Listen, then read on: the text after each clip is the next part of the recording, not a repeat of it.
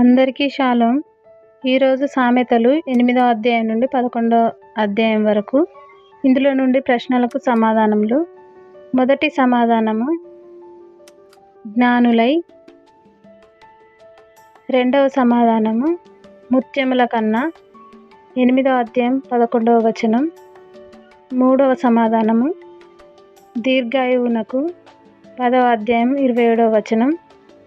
నాలుగవ సమాధానము, నీ జ్ఞానమే. 9వ అధ్యాయం 12వ వచనం. ఐదవ సమాధానం, భక్తిహీనుని.